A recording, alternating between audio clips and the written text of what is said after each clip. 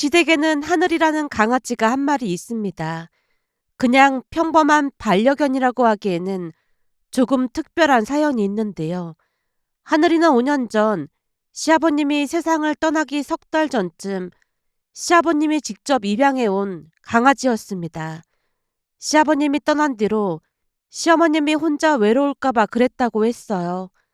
마지막 순간까지도 시어머님 걱정뿐이었다고 하니 하늘이는 시아버님이 남기고 간 마지막 선물 같은 존재였습니다.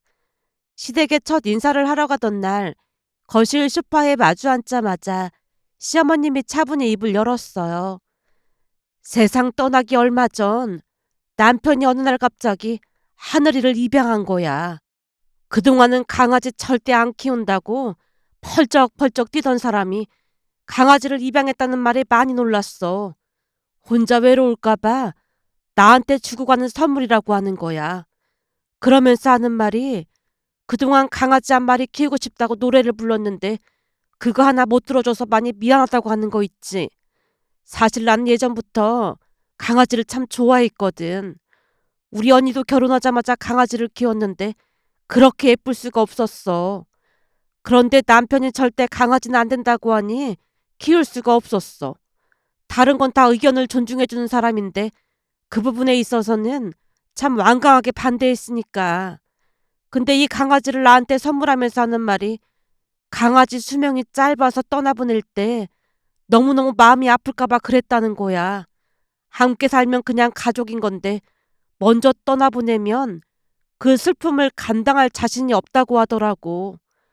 근데 자기가 먼저 떠나게 돼서 미안하다고 하면서 이럴 줄 알았으면 그냥 키우고 싶다는 강아지 키우게 해줄 걸 그러면서 그렇게 눈물을 흘리더라고.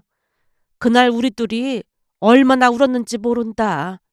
그 이후로 남편이 지어준 하늘이란 이름으로 지금까지 잘 지내고 있어. 이야기를 마친 시어머님 눈가가 붉게 물들었습니다. 옛 기억에 한동안 머물러 있다가도 분위기가 너무 가라앉을까 싶었던지 시어머님이 곧 화제를 돌렸어요. 나름 잘 키우려고 엄청 노력했는데 이 정도면 잘 키운 거지? 시어머님 옆에 앉아 꼬리를 흔드는 하늘이를 가만히 내려다봤습니다. 좌르르 윤기가 흐르는 털, 까맣고 동그란 눈, 적당히 살이 오른 통통한 몸, 누가 봐도 사랑을 듬뿍 받고 자란 모습이었어요. 그럼요. 털도 윤기가 나고 이 정도면 상위 10% 안에 들어갈 것 같은데요. 그렇니? 정말 그래 보여? 네. 저렇게 웃는 것만 봐도 사랑 많이 받고 있다는 게 느껴지잖아요. 칭찬이 이어질수록 시어머님 얼굴이 환해졌어요. 자식 칭찬을 들은 부모처럼 입꼬리가 점점 올라가는 게 눈에 보일 정도였으니까요. 역시 강아지를 키워서 그런지 말이 잘 통하네. 강아지 이름이 콩이라고 했지? 네, 콩이에요. 콩이는 어느 정도까지 하니? 어느 정도까지라니요? 우리 하늘이는 말이야. 소나면 바로 턱 올려놓는다니까. 거기다 한 바퀴 돌아봐 그런 말도 알아듣고 말이야. 콩이는 어느 정도 말귀를 알아듣니? 대답하려고 입을 때려던 찰나 옆에 있던 남편이 불쑥 끼어들었어요. 엄마, 콩이는 재능이 어마어마해요. 하연이가 소파에 누워서 이불 가져와봐 하면 이불도 가져다 준대요. 정말이니? 정말로 그래? 네. 콩이가 많이 똑똑해서 저도 놀랄 정도긴 한데 그 뭐더라? 벨로 소통하는 거 있잖아요. 그거 눌러서 간식 달라 산책 가자. 그런 표현도 해요. 정말 신기하다. 그거 나도 좀 알려주렴. 네, 그럴게요. 드디어 말이 통하는 사람이 생겨서 너무 좋다. 그 말이 시어머님 입에서 흘러나오던 순간이었어요. 거실 한쪽에 앉아있던 형님 쪽으로 저도 모르게 시선이 갔습니다. 왠지 모르게 입을 꾹 다문 채 앉아있는 형님 눈치가 보였거든요. 결국 괜히 분위기가 어색해질까 싶어서 그 뒤로는 일부러 강아지 이야기를 이어가지 않았고 다른 이야기로 화제를 돌렸어요. 시부모님은 정말 사이가 좋았다고 했습니다. 주말이면 두 분이 손을 꼭 잡고 영화관 나들이를 다녔고 틈만 나면 여행 가방을 꾸려 어디든 떠났다고 했으니까요. 그랬던 시아버님이 시어머님을 홀로 남겨둔 채 먼저 세상을 떠나셨으니 그 빈자리가 얼마나 컸을지 가늠조차 되지 않아 마음이 아려왔습니다. 결혼한 뒤에도 시댁에는 자주 들렀어요. 강아지라는 공통 분모 하나로도 시어머님과 끝없이 이야기가 이어졌거든요. 거실 소파에 마주 앉아 하늘이 얘기, 콩이 얘기를 주거니 받거니 하다 보면 시간이 어떻게 흐르는지조차 모를 정도였습니다. 그날도 콩이를 데리고 시댁에 갔어요. 시어머님과 자리를 잡고 앉아 한창 수다 삼매경에 빠져 있었는데요. 사료는 어떤 걸로 먹이느냐, 산책은 하루에 몇 번 나가느냐, 병원은 어디로 다니느냐, 자잘한 듯 자잘하지 않은 이야기가 끊임없이 오갔습니다. 그러다 시어머님이 살짝 걱정스러운 표정으로 물었어요. 지금 우리 하늘이가 먹는 사료가 괜찮은 거겠지? 네, 괜찮은 정도가 아니라 엄청 좋은 사료인걸요? 그래? 다행이다.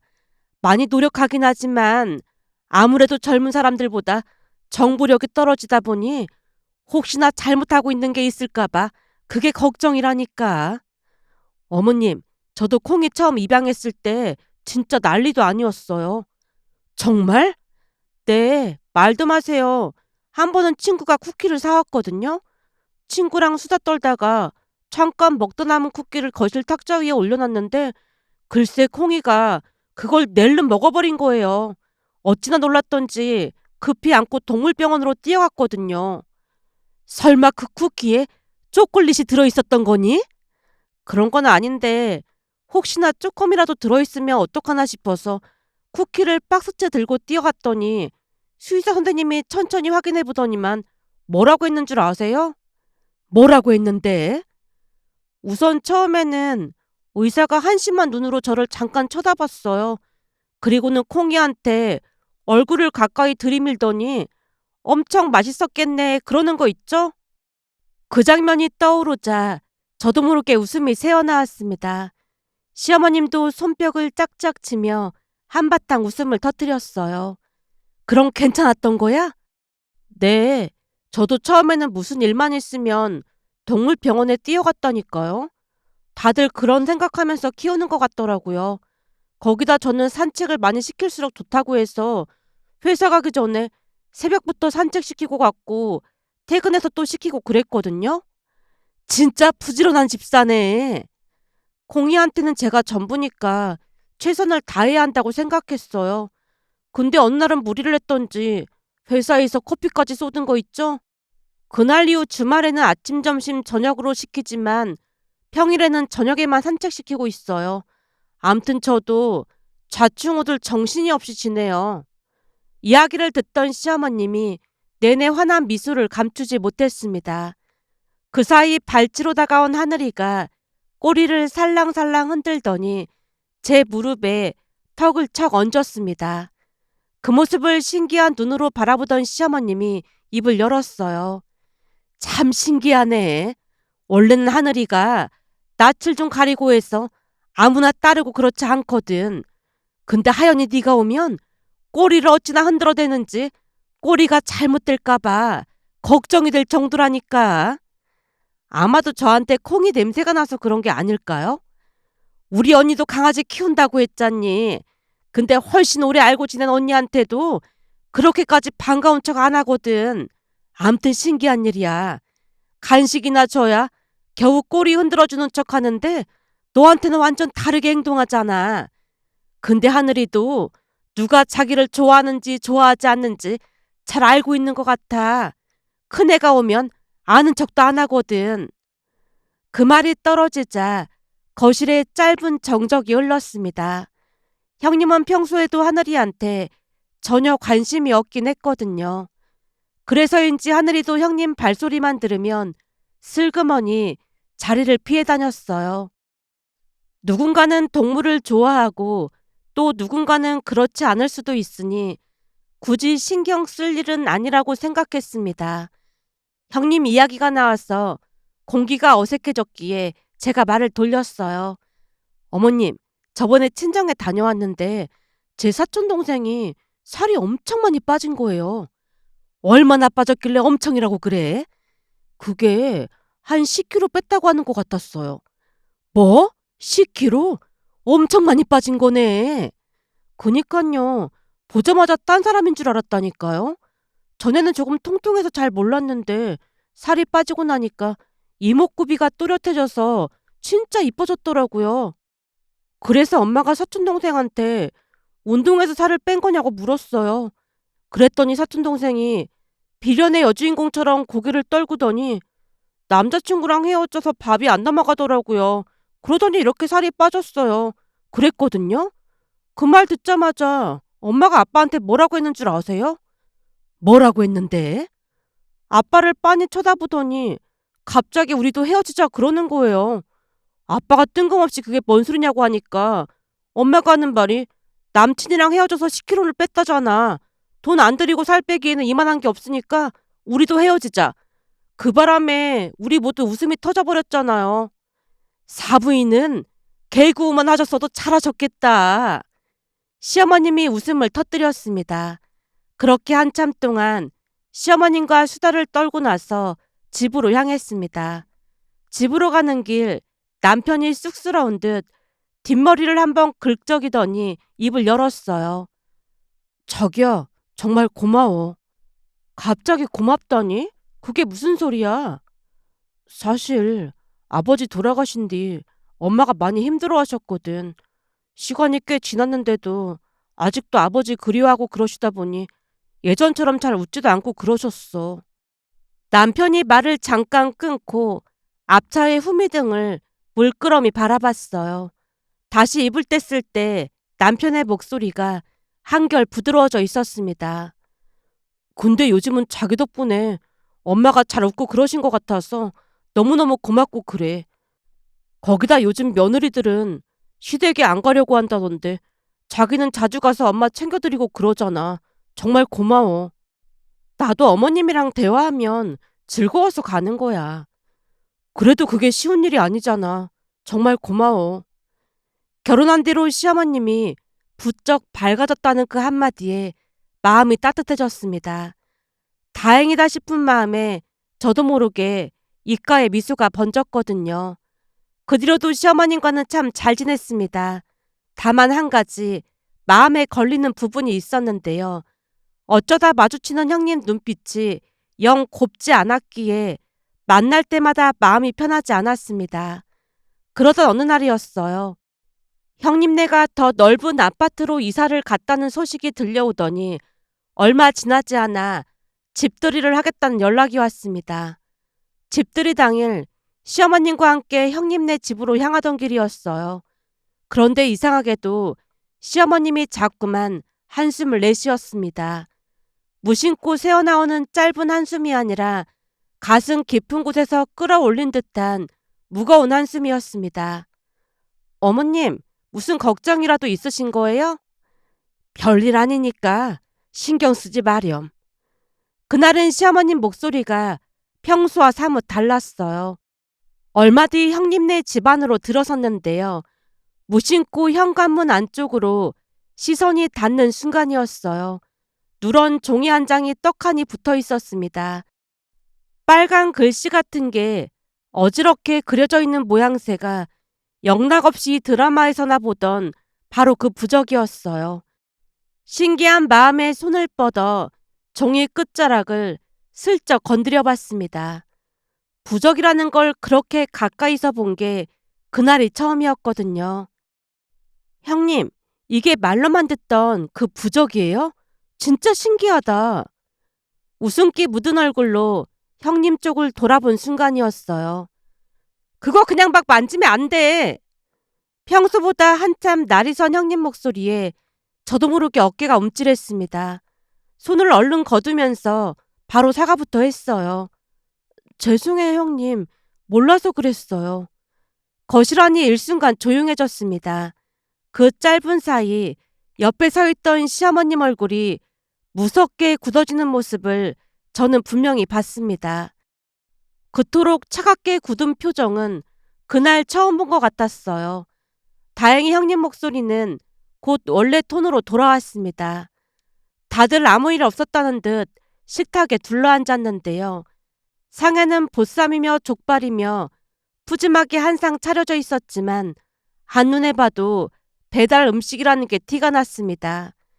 그래도 초대해준 마음만으로도 고맙다 싶어 맛있게 먹었어요. 다만 시어머님은 젓가락을 들었다 놓았다 음식을 입에 넣는 둥 마는 둥이었습니다.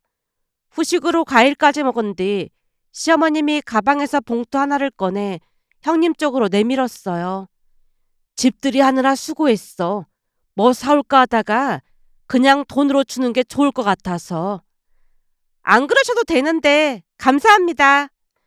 형님은 곧장 그 봉투를 받아 주머니 속으로 쏙 집어 넣었습니다. 주차장으로 내려와 차에 올라타고 도로를 달리던 중 시어머님이 먼저 입을 열었어요. 우리 집 가서 커피 한 잔 마시고 가. 얼마 지나지 않아 시댁에 도착했어요.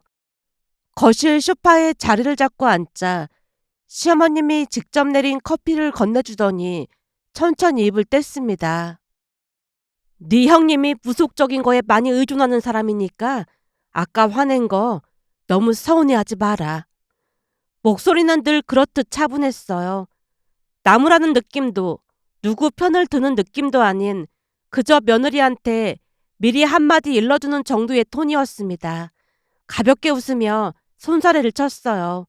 저는 괜찮아요. 부적이라는 걸 가까이서 처음 보다 보니까 신기해서 그랬어요.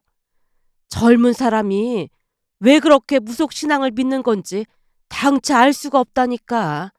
참 희한해. 시어머님이 조용히 고개를 내저었는데요. 오히려 시어머님은 무속신앙을 전혀 믿지 않는 듯해 보였습니다.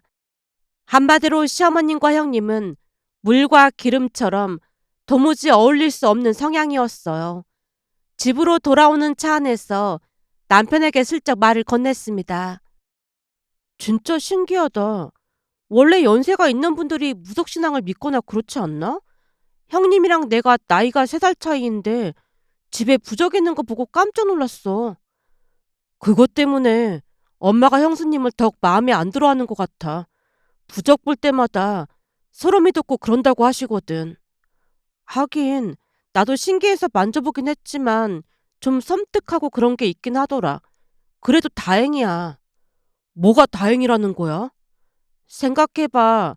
어머님이 무속신앙에 빠지셔서 나한테 부적을 붙여라 마라 그러면 얼마나 힘들겠어.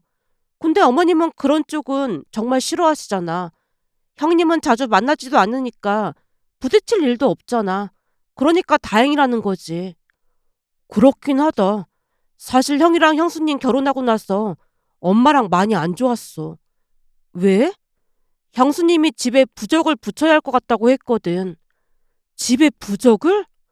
어, 근데 완전 큰 실수를 한 게 어떤 무속인이 안 그러면 아버지가 마음 편히 못 떠난다고 했대. 진짜? 그건 제대로 섬 넘은 거지. 내 말이 그 말이야. 그것 때문에 한동안 사이 안 좋고 그랬어. 우리 집은 형수님 때문에 문제야. 가끔 가서 신년 운세 보고 그런 건 이해하지만 집에 부적을 덕지덕지 붙여놓고 그런 건 나도 이해가 안 되긴 하더라고. 참, 그러고 보니 형수님이 엄마 베개에도 부적을 넣었다가 걸려서 뒤집어진 적도 있었구나. 그런 사람이 진짜 있긴 하구나. 난 그냥 드라마에 나오는 얘긴 줄 알았거든. 남편 얘기를 듣고 있자니 그저 놀랄 수밖에 없었어요.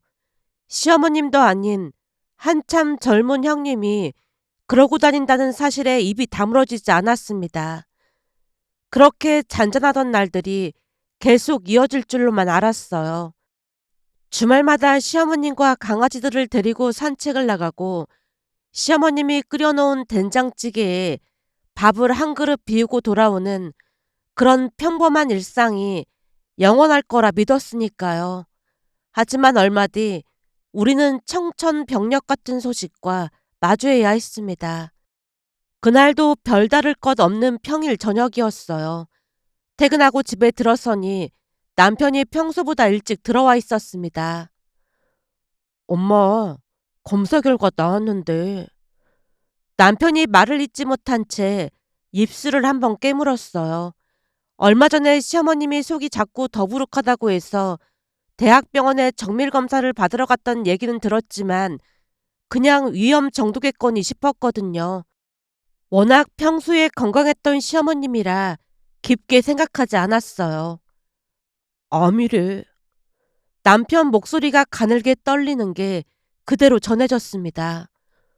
어머님 건강하신데 암이라니 혹시 오진 아냐? 위암 3기래. 머리가 새하얘진다는 게 어떤 느낌인지 그날 처음 알았다고 해야 할까요? 암이라는 단어가 너무나도 낯설게만 느껴졌습니다. 평소 시어머님은 술도 거의 입에 대지 않았고 끼니도 제때 잘 챙겼어요. 거기다 운동도 빠지는 일이 없었거든요. 그래서 더더욱 믿기지 않았습니다. 그렇게 한 차례 폭풍 같은 시간이 지나고 수술 날짜가 잡혔습니다. 시어머님은 곧 입원 절차를 밟았어요. 가족들이 병실에 모여 다들 말을 아낀 채 무거운 표정으로 있었는데요. 그 침묵을 깬 건 형님 입에서 새어나온 한마디였습니다. 그러게 그때 부적을 썼으면 아무 이상 없었을 텐데 제가 일이 생길 거라고 말씀드렸잖아요. 그 말에 누구도 입을 떼지 못한 채 시선만이 일제히 형님 쪽으로 쏠렸습니다.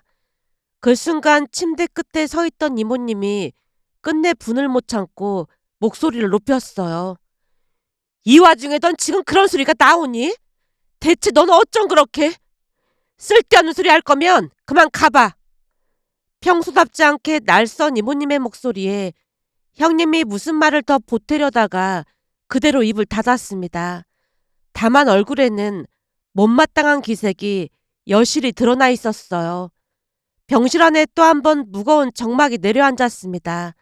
그 정막을 가른 건 시어머님이었어요. 천천히 고개를 돌려 저를 바라보더니 잦아드는 목소리로 입을 뗐습니다. 하연아, 우리 하늘이 좀 부탁해도 될까? 침대 옆으로 한 걸음 다가가 시어머님 손을 가만히 잡았어요. 어머님, 하늘이는 걱정하지 마세요. 시어머님 입가에 옅은 미소가 스쳤습니다. 그러더니 휴대폰을 집어들고 말을 이었어요. 내가 지금 인터넷 뱅킹으로 돈 입금해 줄 테니까 그 돈으로 태어날 때까지만 하늘이 돌봐주렴. 제가 놀라서 손사래부터 쳤습니다. 어머님, 집에 콩이 물건 다 있어서 돈 안 주셔도 돼요. 사료만 하늘이가 먹던 걸로 새로 살게요. 시어머님이 차분한 목소리로 말을 이었어요. 아니야, 그럴 순 없지. 우선 500만 원 입금했으니까 비상금으로 가지고 있으렴. 네? 500만 원이요? 어머님 태어나실 때까지 5만 원도 많은걸요. 다시 돌려드릴게요. 시어머님이 천천히 고개를 한번 내저었습니다.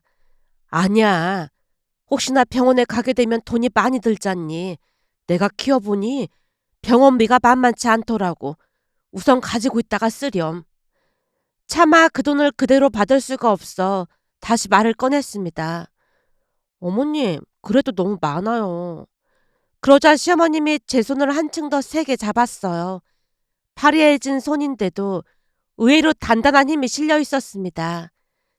그래야 내가 마음 편히 치료받을 수 있을 것 같아서 그래. 내 맘 편하게 해줄 수 있지? 그 한마디에 그만 말문이 막혀버렸어요. 시어머님 얼굴을 가만히 들여다보고 있자니 짧다면 짧은 시간 동안 함께 쌓아온 추억들이 한꺼번에 머릿속을 스치고 지나갔습니다. 결국 참지 못하고 어깨가 들썩였어요. 입술을 깨물어봐도 흐느낌이 자꾸 새어나왔습니다. 시어머님이 그런 저를 잠시 바라보다가 옅게 웃었어요. 괜찮을 테니까 너무 걱정하지 마렴. 근데 말이다. 만약 내가 잘못되면 하늘이 치료비 명목으로 너한테 1억 정도 따로 줄 테니까 우리 하늘이가 무지개 다리 건널 때까지 잘 돌봐줄 수 있겠니? 제가 고개를 세차게 내저었습니다. 어머님이 잘못되긴 왜 잘못돼요. 그러니까 그런 말씀 하지 마세요. 그래. 우선은 잘 된다고 생각하겠지만 그래도 혹시 몰라서 하는 소리야. 사람 일은 모르는 거잖니. 그 말이 떨어지자마자 침대에 발치해 있던 이모님이 등을 돌렸어요. 이모님 어깨가 가늘게 떨리는 모습이 그대로 눈에 들어왔습니다. 병실 한가운데 또 한 번 묵직한 침묵이 내려앉았어요. 다음날 가족들이 다시 병실에 모여 있었는데요. 형님이 또 한 번 황당한 말을 꺼내는 바람에 다들 벙찐 얼굴로 말문이 막혀버렸습니다. 그날따라 형님은 유난히 눈치를 살피는 기색이었어요. 한동안 망설이는 듯하다가 조심스레 운을 뗐습니다. 어머님, 드릴 말씀이 있어요. 그 말이 떨어지기 무섭게 이모님이 단호하게 끊었어요. 곧 수술해야 하는데 나중에 얘기하렴. 하지만 고집센 형님에게 통할 리가 없었습니다. 어머님, 우리가 지금 임신이 안 되고 있잖아요. 근데 용한데 가서 물어보니까 입양을 하거나 하면 바로 임신이 될 거라고 하더라고요. 근데 그게 꼭 사람이 아닌 동물도 괜찮다고 해서 우리가 하늘이를 데리고 있어야 할 것 같아요. 뭐? 하늘이를 니들이? 네, 동물을 입양했더니 애를 낳았다는 사례도 많더라고요. 그런 거라고 생각하시면 될 것 같아요. 근데 입양이라는 게 결코 쉬운 일이 아니다 보니까 하늘이를 입양한 것처럼 하면 삼신할머니를 속일 수 있다고 하더라고요. 그러니까 저희가 하늘이를 데리고 있을게요. 넌 강아지 안 좋아하잖니? 그건 안 될 것 같구나. 어머님 태어나시면 다시 데리고 갈 거잖아요. 그때까지만 우리가 데리고 있는 건데 어려울 것도 없잖아요. 거기다 저는 계속 집에 있다 보니 하늘이도 외롭지 않고 그럴걸요? 들어보니 강아지들이 하루 종일 주인 기다리고 있다고 하던데 그 스트레스가 어마어마하다잖아요. 특히나 하늘이는 내내 어머님이랑 같이 있다가 갑자기 떼어놓는 것도 스트레스를 받을 텐데 동선의 집에서 콩이랑만 있으면 더 스트레스 받을걸요? 그리고 어머님 손주 때문에 이러는 건데 한 번만 도와주세요. 손주라는 말이 떨어지자 시어머님 얼굴이 한층 복잡해졌어요. 영 마음이 내키지 않는 기색이 고스란히 비쳤지만 어딘가 억지로 누르고 수긍하는 표정이 묘하게 섞여 있었습니다. 결국 하늘이는 형님이 데려갔어요. 물론 시어머님이 입금해준 500만 원도 그대로 형님에게 입금했어요. 그 이후로 시어머님은 수술도 잘 됐고 하늘이도 형님과 잘 지내는 듯해 보였습니다. 그런데 얼마 뒤 정말 기가 막힌 일이 일어났습니다. 시어머님이 수술을 받고 입원해 있던 동안 충격적인 사건이 터져버렸어요. 그 일은 이모님과 함께 병원 휴게 공간에서 커피를 마시며 이야기를 나누던 중에 벌어졌습니다. 이모님이 제 등을 토닥이며 말을 꺼냈어요. 내가 있으니까 매일같이 안아도 돼. 이러다가 니들까지 쓰러지겠다. 수술 받으신 어머님이랑 병간호 하시는 이모님도 계신데 우리가 힘들 게 뭐가 있겠어요. 내 동생이 맨날 하연이 네 칭찬을 했던 이유를 알 것 같다니까. 넌 말이야, 우리랑 결이 비슷해. 그래서 나도 너랑 있으면 참 편해. 저도 어머님이랑 이모님이 너무너무 좋아요. 그렇니? 네, 저를 예뻐해 주시는 게 다 보이거든요. 며느리 둘 중 하나라도 잘 들어와서 천만다행이야. 말을 꺼내놓고는 이모님이 급히 제 눈치를 살폈는데요. 저도 그냥 못 들은 척 했습니다. 그런데 그 순간 옆자리에 앉아 계시던 할머니 한 분이 우리에게 말을 걸어왔어요. 저기 우리 병실에 있는 그 양반 가족들이죠? 안녕하세요. 자리에서 일어나 얼른 인사를 건넸습니다. 시어머님 병실에 간식거리를 사갈 때마다 같은 병실 분들과 조금씩 나눠 먹다 보니 자연스레 얼굴을 익힌 사이였거든요. 여기가 둘째 며느리인 거죠? 예, 둘째 며느리입니다. 이모님이 대신 답을 건넸어요. 할머니가 잠시 망설이다 입을 뗐습니다. 우리 집도 둘째 며느리가 아주 착해. 지금도 나 수술했다고 찾아오는 건 둘째 며느리밖에 없어요. 첫째 며느리랑은 영 끊고 살고 있거든요. 아, 예. 이모님이 멋쩍은 듯 말을 아꼈는데요. 저기 사실은 내가 이걸 말해줘야 하나 말아야 하나 엄청 고민했는데 말을 해주는 게 나을 것 같아서 말이야. 저희한테요? 이모님이 어리둥절한 표정을 짓자 할머니가 곧장 말을 내놓는 대신 다른 이야기를 꺼냈어요.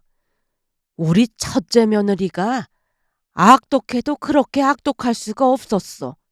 그러다 보니 우리 아들이랑 이간질은 기분이었고 나를 몹쓸 사람으로 만들어 놓곤 했지. 그래서 내가 어떻게 했는지 알아? 어떻게 하셨는데요? 어느새 이모님과 제가 흥미진진한 얼굴로 할머니를 뚫어져라 바라봤어요. 우리 둘째 며느리는 참 착하다고 했잖아. 네, 그러셨죠. 둘째 며느리 성격이 둥글둥글하다 보니 나한테 문자 보내는 방법도 알려주고 유튜브 보는 것도 알려주고 그랬어. 그 바람에 내가 다른 친구들보다 이 휴대폰 사용을 아주 잘해. 그 음식점에 가면 주문하는 기계 있잖아. 아, 키오스크요? 그래. 난 그것도 아주 잘해. 그게 다 우리 둘째 며느리가 알려준 덕분이야. 둘째 며느님이 아주 좋은 사람 같네요. 암만 우리 둘째 며느리는 하늘이 보내준 천사야 천사. 둘째 며느리를 떠올리는 것만으로도 흐뭇한지 할머니 입가에 미소가 잔잔히 번졌습니다. 그래서 어느 날은 내가 휴대폰으로 녹음하는 거 어떻게 하냐고 물어봤어. 첫째 며느리가 하도 악독해서 증거를 잡아야 했거든.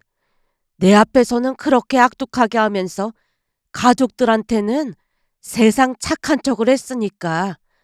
아무튼 그래서 내가 증거를 모조리 잡아서 가족들이 첫째 며느리 만행을 알게 됐어. 그 이후로는 아예 연을 끊고 살고 있고 말이야. 할머니 입담이 어찌나 좋던지 우리 둘 다 어느새 이야기 속으로 푹 빠져들고 있었어요. 그런데 그 순간 할머니가 쑥 말을 꺼냈습니다. 그 집 첫째 며느리 말이야. 그 인간 또 싹수가 아주 또래. 예? 그게 무슨 말씀이세요? 그 전화번호 하나만 알려줘봐. 전화번호는 왜요?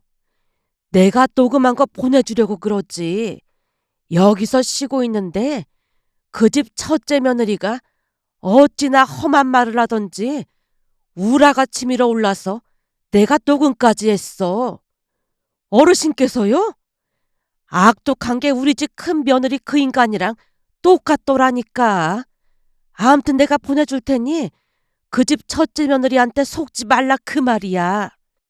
이모님이 전화번호를 알려주자 할머니가 그 자리에서 곧장 녹음 파일을 보내줬어요. 녹음 속 내용은 그야말로 충격 그 자체였습니다.